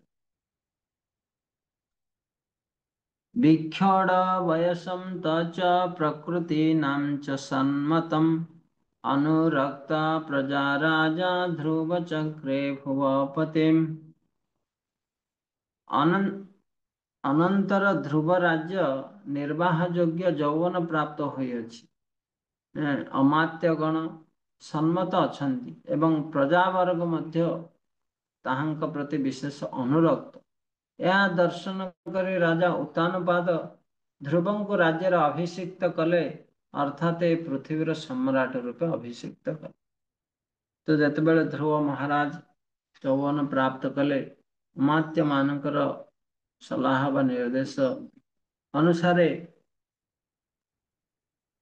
ରାଜା ଉତ୍ତାନପାଦ ଧ୍ରୁବଙ୍କୁ ରାଜ୍ୟ ଅଭିଷେକ କଲେ। ଯଦି ଏ ଭ୍ରମ ଧାରଣା ଅଛି ଯେ ବହୁ ପୁରା କାଳରେ ରାଜା ବା ଶାସକ ମନ ଇଚ୍ଛା ଶାସନ କରୁଥିଲେ, ତଥାପି ଏ ବର୍ଣ୍ଣନାରୁ ଜଣାଯାଏ ଯେ ରାଜା ଉତ୍ତାନପାଦ କେବଳ ଯେ ଜଣେ ରାଜର୍ଷି ଥିଲେ ତାହା ନୁହେଁ, ସେ ମଧ୍ୟ ପ୍ରଜାବର୍ଗଙ୍କର ମତ ଲୋଡୁଥିଲେ। ତାହାଙ୍କର ପ୍ରିୟ ପୁତ୍ର ଧ୍ରୁବଙ୍କୁ ପୃଥିବୀ ସାମ୍ରାଜ୍ୟର ସିଂହାସନରେ ଅଭିଷିକ୍ତ କରିବା ପୂର୍ବରୁ ସେ ତାହାଙ୍କର ଅମାତ୍ୟ ମାନଙ୍କର ମତ, ଜନସାଧାରଣଙ୍କର ମତ ଲୋଡ଼ିଥିଲେ। କେବଳ ଏତିକି ନୁହେଁ, ସେ ମଧ୍ୟ ନିଜେ ଧ୍ରୁବଙ୍କର ସ୍ୱଭାବ ଚରିତ୍ରକୁ ଭଲ ଭାବରେ ପରୀକ୍ଷା କରିଥିଲେ। ତାହାପରେ ସେ ପୃଥିବୀର ଶାସନ କରିବା ନିମିତ୍ତ ତାହାଙ୍କୁ ସିଂହାସନରେ ବସାଇଥିଲେ। ତ ଏଇଥିରୁ ଜଣାଯାଉଛି ଯେ ଏମିତି ନୁହଁ ସିଏ ରାଜା ଥିଲା ତା ପୁଅ ରାଜା ହବ। ଧୃତରାଷ୍ଟ୍ର ରାଜା ଥିଲା ତା ପୁଅ ଦୁର୍ଯ୍ୟୋଧନ ସିଏ ବି ରାଜା ହବ। ନା, ପ୍ରଜା ମାନଙ୍କର ମତ, ଅମାତ୍ୟ ମାନଙ୍କର ମତ ଲୋଡ଼ା ଯାଇଥିଲା। ବିଦୁର ସଲାହ ଦେଇଥିଲେ କି ଦୁର୍ଯ୍ୟୋଧନକୁ ରାଜା କରାଅନି, ସେ ଦୃଷ୍ଟଟା, କିନ୍ତୁ ତାଙ୍କର ସଲାହ ଶୁଣିଲେ। ତ ସେଥିପାଇଁ ଇଏ ହଉଛି ପରମ୍ପରାରେ ମଧ୍ୟ ଆସୁଛି। କିଭଳି ଜଣେ ଉପଯୁକ୍ତ ଶାସକକୁ ଆମେ ବାଛି, ଯେତେବେଳେ ଧ୍ରୁବ ମହାରାଜଙ୍କର ଭଳି ଏକ ବୈଷ୍ଣବ ସମଗ୍ର ପୃଥିବୀର ଶାସକ ହୁଅନ୍ତି, ସେତେବେଳେ ସମଗ୍ର ପୃଥିବୀ ଏପରି ସୁଖମୟ ସ୍ଥାନ ହୋଇପାରେ। ତ ବୈଷ୍ଣବ ମାନେ ମଧ୍ୟ ରାଜନୀତିରେ ଭାଗ ନେଇପାରିବେ, ସେମାନେ ମଧ୍ୟ ରାଜା ଓ ଶାସକ ହୋଇପାରିବେ। ଏହା ସିଦ୍ଧ। ତାହେଲେ ଆଧୁନିକ ଗଣତନ୍ତ୍ର ଶାସନ ସ୍ୱର୍ଗ ରାଜ୍ୟର ଶାସନ ତୁଲ୍ୟ ହୋଇଯିବ। ତାହେଲେ ରାମ ରାଜ୍ୟ ଫେରିଆସେ। ଯଦି ସମଗ୍ର ଲୋକ କୃଷ୍ଣ ଚେତନାଶୀଳ ହୋଇଯିବେ, ତାହେଲେ ସେମାନେ ଧ୍ରୁବ ମହାରାଜଙ୍କ ଭଳି ବୈଷ୍ଣବଙ୍କୁ ହିଁ ମତଦାନ କରିବେ। ଯଦିଓ ଶାସନ ମୁଖ୍ୟ ପଦବୀ ଏକ ବୈଷ୍ଣବଙ୍କ ଦ୍ୱାରା ଅଧିକୃତ ହୁଏ, ତାହେଲେ ଶୈତାନର ଶାସନ ବା କଳିର ଶାସନ ଦେଖାଦେଉଥିବା ସମସ୍ତ ସମସ୍ୟାର ସମାଧାନ। ତ ଜଣେ ବୈଷ୍ଣବ ଠିଆ ହେଲା ତ ତାକୁ ମତଦାନ ମିଳିବ, ଏ କଥା ଏଠି ପ୍ରଭୁପାଦ କହିଲେ। ତ ଆଜିର ଶ୍ଲୋକର ବା ଏଇ ଅଧ୍ୟାୟର ଅନ୍ତିମ ଶ୍ଲୋକ 67। ଆତ୍ମାନଂ ତ ପ୍ରବୟସମ୍ ଅକଲଜ୍ଜ ବିସମ୍ପତିଃ ବନଂ ବିରକ୍ତଃ ପ୍ରତିଷ୍ଠ ବିମୃଣାନ୍ନାମୁନୋଗତିମ୍। ପରେ ନିଜର ବାର୍ଦ୍ଧକ୍ୟ ଉପସ୍ଥିତ ହୋଇଥିବାର ଦେଖି ରାଜା ଉତ୍ତାନପାଦ ଆତ୍ମତତ୍ତ୍ୱ ବିଚାର ପୂର୍ବକ ବିଷୟ ବିରକ୍ତ ଚିତ୍ତରେ ବନଗମନ କଲେ। ଦେଖନ୍ତୁ ଏଠି ଇଏ ଏବେ ବର୍ତ୍ତମାନ ରାଜା ସବୁ କିଛି ସେଟଲ କରିଦେଲା, କିନ୍ତୁ ତା ନୁହେଁ ଯେ ବାସ୍ ବସିକି ଏଥା ଆରାମସେ ଖାଇବ ନା। ଭଗବାନଙ୍କର ନିର୍ଦ୍ଦେଶ, ବର୍ଣ୍ଣ ଆଶ୍ରମ ଧର୍ମ, ବ୍ରହ୍ମଚାରୀ ଗୃହସ୍ଥ ବାନପ୍ରସ୍ଥ ସନ୍ନ୍ୟାସୀ। ନିଜର ବାର୍ଦ୍ଧକ୍ୟ ଉପସ୍ଥିତି ହୋଇଥିବାର ଦେଖି ରାଜା ଉତ୍ତାନପାଦ ଆତ୍ମତତ୍ତ୍ୱ ବିଚାର ପୂର୍ବକ, ଧକ୍କା ମାରିକି ଘରୁ ବାହାର କରିବା ଆବଶ୍ୟକ ନାହିଁ, ଆତ୍ମତତ୍ତ୍ୱ ବିଚାର ପୂର୍ବକ ବିଷୟ ବିରକ୍ତ ଚିତ୍ତରେ ବନ ଗମନ କଲେ। ତ ଏହା ହେଉଛି ରାଜର୍ଷିଙ୍କ ଲକ୍ଷଣ। କିନ୍ତୁ ବର୍ତ୍ତମାନ କଳି ଯୁଗର ସ୍ଥିତିରେ ସେମିତି ବନ ଗମନ କରିବା କିଛି ଆବଶ୍ୟକ ନାହିଁ, କି ବନ ନାହିଁ ଗମନ କରିବା। ଗୋଟେ ବନ ବୃନ୍ଦାବନ। କିନ୍ତୁ ଆଟଲିଷ୍ଟ ଗୃହସ୍ଥ ଧର୍ମ ଯୋଉ ଅଛି, ଫ୍ୟାମିଲି ମ୍ୟାଟରରୁ ନିଜକୁ ଡିଟାଚ୍ କରି ଭଗବାନଙ୍କର ଭଜନ କୀର୍ତ୍ତନ ପ୍ରଚାର ଭକ୍ତିରେ ନିଜକୁ ସଂଶ୍ଳିଷ୍ଟ କରିବ, ସେ ବାସ୍ତବରେ ବୃନ୍ଦାବନ ଚିନ୍ତାଧାରା। ତ ଜଣେ ବୃନ୍ଦାବନ ଚିନ୍ତାଧାରାରେ ପ୍ରବେଶ କରିବ ବାର୍ଦ୍ଧକ୍ୟ, ଏସବୁ ଏକ ମହାନ, ଏହା ହେଉଛି ରାଜର୍ଷିଙ୍କର ଲକ୍ଷଣ। ରାଜା ଉତ୍ତାନପାଦ ବଡ଼ ଐଶ୍ୱର୍ଯ୍ୟଶାଳୀ ଓ ସମଗ୍ର ପୃଥିବୀର ସମ୍ରାଟ ଥିଲେ। ଏସବୁକୁ ମହାନ ଆସକ୍ତି ଥିଲା। ଆଧୁନିକ ରାଜନୈତିକ ନେତାଗଣ ମହାରାଜ ଉତ୍ତାନପାଦଙ୍କ ଭଳି ରାଜାମାନଙ୍କ ସଦୃଶ୍ୟ ମହାନ ନୁହନ୍ତି। ସେମାନେ କିଛି ଦିନ ପାଇଁ କିଛି ରାଜନୈତିକ କ୍ଷମତା ପାଇଁ ସେମାନଙ୍କର ପଦବୀ ପ୍ରତି ଏତେ ଦୂର ଆସକ୍ତ ହୋଇପଡ଼ନ୍ତି ଯେ ସେମାନେ ତାହା ତ୍ୟାଗ କରିବାକୁ ଚାହାନ୍ତି ନାହିଁ। ମୃତ୍ୟୁ ନ ଆସିବା ପର୍ଯ୍ୟନ୍ତ କିମ୍ବା ବିରୁଦ୍ଧ ରାଜନୈତିକ ଦଳର କୌଣସି ବ୍ୟକ୍ତି ତାଙ୍କୁ ହତ୍ୟା ନ କରିବା ପର୍ଯ୍ୟନ୍ତ ସେମାନେ ପଦବୀ ତ୍ୟାଗ କରିବାକୁ ଇଚ୍ଛା କରନ୍ତି। ବିଶେଷ କରି ଆମେ ଏଠି ମହାତ୍ମା ଗାନ୍ଧୀଙ୍କ ବିଷୟରେ ଭାଇଛି, କିଭଳି ମାନେ ମୃତ୍ୟୁ ପର୍ଯ୍ୟନ୍ତ ଜଣେ ଏଇଭଳି ରାଜନୀତି କରିବ। ଭଗବାନଙ୍କର ଭକ୍ତି ଆଚରଣ କରିବା ପାଇଁ ପ୍ରଭୁପାଦ ନିର୍ଦ୍ଦେଶ ଦେଇଛନ୍ତି।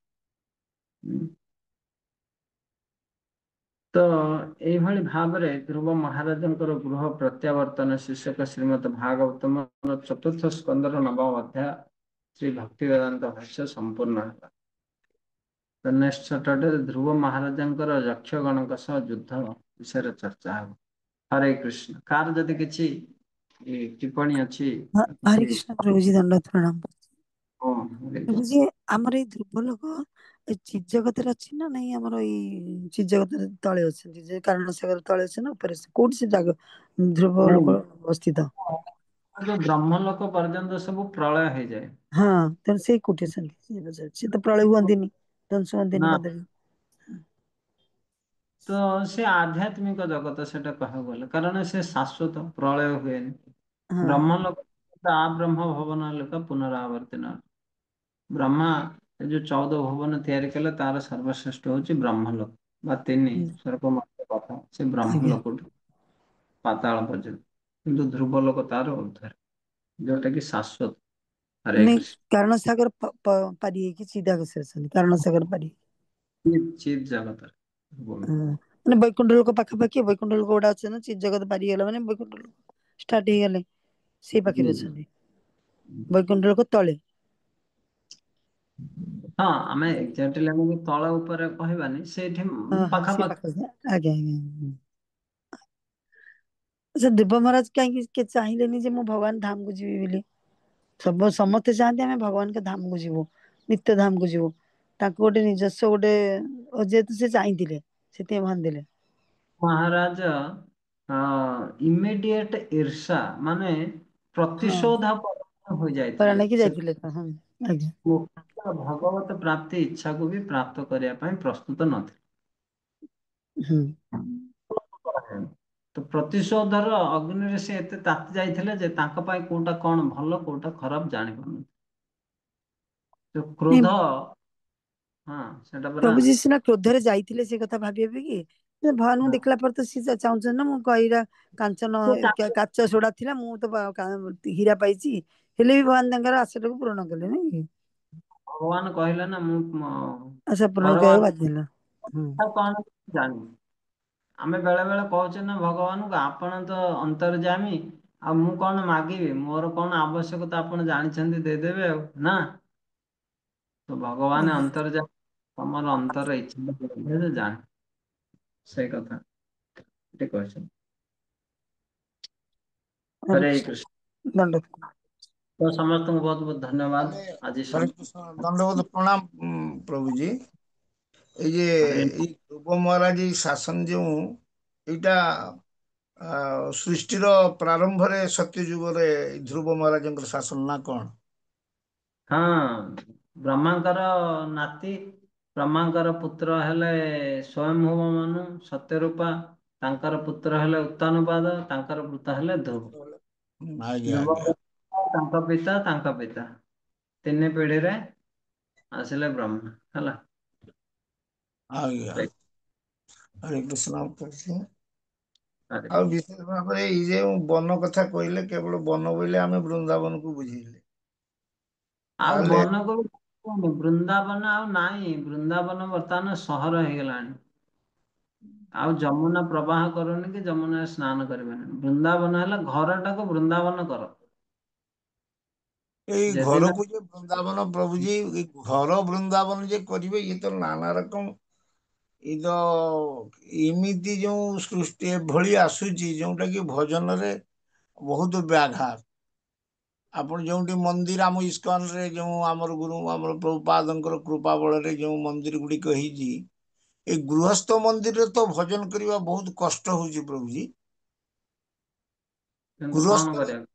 ଏବେ ଆମର ଏଇ ଯେ ଆମେ ସେଇ ଯୋଉଟା କି କୁହନ୍ତୁ ପ୍ରଭୁପାଦ କରିଛନ୍ତି ଯେଉଁ ମନ୍ଦିର ଗୁଡ଼ିକ ଯେଉଁ ପ୍ରକାର ଚାଲିଛି, ଏବେ ବି ଆମର ଆନ୍ତର୍ଜାତିକ କୃଷ୍ଣ ଭାବନାମୃତ ସଂଘରେ ଯେଉଁ ମନ୍ଦିର ଗୁଡ଼ିକ ଗଢ଼ା ହେଇଛି, ସେଠି ଆଶ୍ରମ ଭଳିଆ ବା ଇଏ ସବୁ ଚାଲିଛି।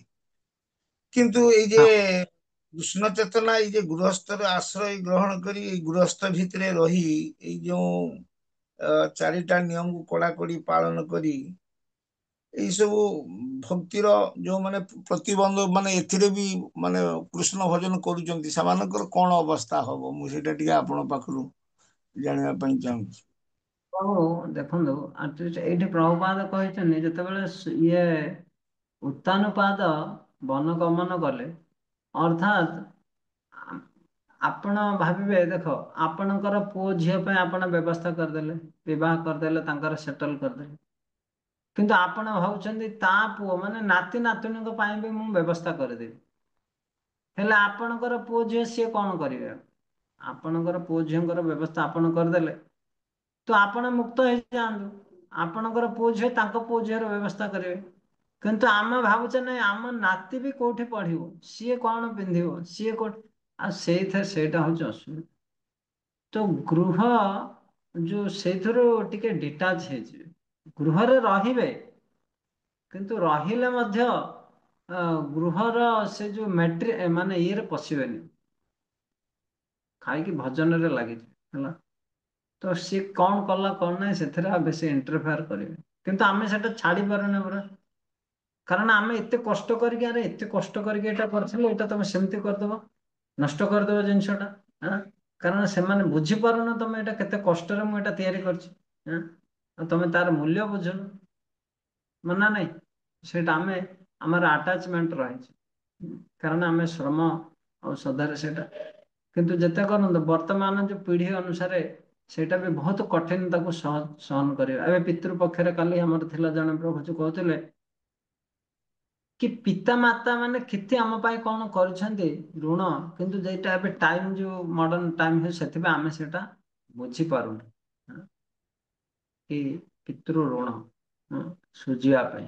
କିନ୍ତୁ ଏବେ ତ ଲୋକ କଣ କରୁଛନ୍ତି, ବାର୍ଦ୍ଧକ୍ୟ କଣ ସେ ଓଲ୍ଡ ଏଜ ହୋମ ସେଠି ନେଇକି ମାତା ପିତାକୁ ଛାଡିଦଉ। ଚିନ୍ତା କର। ତେଣୁ ସେମାନେ ଆମକୁ କାହିଁକି ଧକ୍କା ମାରିକି ବାହାର କରିଦଉଛନ୍ତି? କାହିଁକି ନା ଆମେ ଅନନେସେସରୀ ତାଙ୍କର ଫ୍ରିଡମ ଭିତରେ ଏଣ୍ଟରଫାୟାର କରୁଛୁ। ହରି ଗଣ୍ଡେ ଖାଇ ବୋଲ। ଭୋଜନ କରିବା, ତାହେଲେ ସେମାନେ କିଛି ଆମକୁ ଅସୁବିଧା କରିବେ। ତାଙ୍କର ଭଗବାନଙ୍କର ଭକ୍ତି କରିବେ ନ କରିବେ ସେଥିରେ ଆମେ ଇଣ୍ଟରଫାୟାର କରିବା ନାହିଁ। ଆମେ ଯଦି ସିନସିୟରଲି ଆମର ଭଗବାନଙ୍କର ଭଜନ କରିବା, ତାହେଲେ ହରି ବୋଲ। ଆମ ସେମାନେ ଭଗବାନଙ୍କର ଭଜନ କରିବେ। ତ ସେଥିପାଇଁ ସେ ଗୃହଟାକୁ ବୈକୁଣ୍ଠ କରିବାରେ ଆମର ଅବଦାନ ହିଁ ରହେ। ପ୍ରଭୁପାଦଙ୍କର ମାତା ପିତାଙ୍କୁ ଦେଖି ପ୍ରଭୁପାଦ ଭକ୍ତି କରୁଥିଲେ। ପ୍ରଭୁପାଦଙ୍କର ମାତା ପିତା ପ୍ରତିଦିନ ସାଧୁ ମାନଙ୍କୁ ପ୍ରଭୁପାଦ ଲୀଳାମୃତରେ ଲେଖିଛନ୍ତି କି ପ୍ରତିଦିନ ପ୍ରାୟ ସପ୍ତାହକୁ 3-4 ଦିନ ସେ ସାଧୁ ମାନଙ୍କୁ ଡକଉଥିଲେ, ତାଙ୍କ ସେବା କରୁଥିଲେ। ସେ ସବୁ ମାୟାବାଦୀ ସାଧୁ, ପାନ ଖିଆ ବିଡି ଖିଆ ସାଧୁ, କିନ୍ତୁ ତଥାପି ତାଙ୍କୁ ଡାକିକି ସମ୍ମାନ କରି କହୁଥିଲେ ଆମ ପିଲାକୁ ଆଶୀର୍ବାଦ। ତ ସେଥିରୁ ସେ ଶିକ୍ଷା। ତ ଗ୍ରାହସ୍ଥ ସମୟରେ ଯଦି ଆମେ ଗ୍ରାହସ୍ଥ ଧର୍ମତା ଠିକ ଭାବରେ କରିଥିବା, ତାହେଲେ ଆମେ ଆଉ ଦୋଷ ଦେବାନି। କିନ୍ତୁ ଗ୍ରାହସ୍ଥ ସମୟରେ ଯଦି ଆମ ପିଲାମାନଙ୍କୁ ଆମେ ସଂସ୍କାର ଦେଇନଥିବା, ତାହେଲେ ଆମେ ବୁଢା ହେଇକି ଆଉ ଦୋଷ ଦେଇ କିଛି ଲାଭ ନାହିଁ। ଆମ ଗ୍ରାହସ୍ଥ ସମୟରେ ଆମେ କେତେ ସାଧୁ ସେବା କରିଛେ ଆମ ପିଲା ଦେଖିଛନ୍ତି କି? ଆମ ଗ୍ରାହସ୍ଥ ଜୀବନରେ ଯଦି ଆମେ ଗୋଟେ ସାଧୁକୁ କେବେ ଘରକୁ ଡାକିନେ, ଆମେ କେମିତି ଏକ୍ସପେକ୍ଟ କରୁଛେ ଆମ ପିଲାମାନେ ସବୁବେଳେ ସାଧୁ ମାନଙ୍କୁ ଘରକୁ ଡାକନ୍ତୁ? ତ ସେଇଟା ଆମେ ଦେଖିବାକୁ ପଡିବ। କିନ୍ତୁ ଯୋଉ ପରିସ୍ଥିତିରେ ଭଗବାନ ରଖିଛନ୍ତି, ସେଇଟାକୁ ଭଗବାନଙ୍କର କୃପା ବୋଲି ଆମେ ଭଜନ କରିବା। ଚାଲି ଯାଇଥିବା ସମୟକୁ ଆମେ ଫେରି ପାଇବା ନାହିଁ, ନା ନାହିଁ? ହରେ କୃଷ୍ଣ। ତ ବହୁତ ବହୁତ ଧନ୍ୟବାଦ ଆପଣ ମାନେ ଏତେ ମୂଲ୍ୟବାନ ସମୟ ନେଇ ଭଗବାନଙ୍କର କଥା ଶ୍ରବଣ କଲେ। କିନ୍ତୁ ମୋର ସେମିତି କିଛି କଥା କାହାର ଯୋଗ୍ୟତା ନାହିଁ, ତଥାପି ଯାହା ପ୍ରଭୁପାଦଙ୍କର ପରୋକ୍ଷ। ଆଉ ହରେ କୃଷ୍ଣ, ଦଣ୍ଡବତ ପ୍ରଣାମ। ପ୍ରଭୁଜୀ ବହୁତ ସୁନ୍ଦର। ଏଠି ଆପଣଙ୍କର ଆପଣଙ୍କର ଇଏଟିକୁ ଯେଉଁ ଅଧ୍ୟୟନ ଆମକୁ କରାଉଛନ୍ତି, ବହୁତ ସୁନ୍ଦର ଲାଗୁଛି ପ୍ରଭୁଜୀ। ଆମର ବାସ୍ତବରେ ଆମର ପ୍ରତି ମୁହୂର୍ତ୍ତ ଟା ଆମ ପାଇଁ ଗୋଟେ ବିପଦ ସଂକୁଳ ସମୟ। ସେଥିରୁ ଉଦ୍ଧାର ପାଇବାର ଏଇଟା ହଉଛି ମାର୍ଗ। ତେଣୁ ଯାହା ହଉ ଆପଣ ଏତିକି କୃପା କରିକି ଆମକୁ ସମୟ ଦେଇଛନ୍ତି ପ୍ରଭୁଜୀ। ହରେ କୃଷ୍ଣ। ତ ବର୍ତ୍ତମାନ ହରେ ପାଇଁ ଆମେ କୃଷ୍ଣ ଏତିକି। ପ୍ରଭୁଜୀ, ଦଣ୍ଡବତ ପ୍ରଣାମ, ସମସ୍ତଙ୍କୁ ଦଣ୍ଡବତ। ହରେ କୃଷ୍ଣ। ହଁ, ମା କଣ କହୁଛନ୍ତି?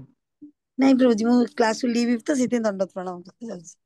ଆମର ଇଏ ସବୁ କରିବା। ସଂକୀର୍ତ୍ତନ ହରେ ସେଠି ହେବାରେ ଆରମ୍ଭ ହେଲାଣି ତ। ଜୟ ଅନନ୍ତ କୋଟି ବୈଷ୍ଣବ।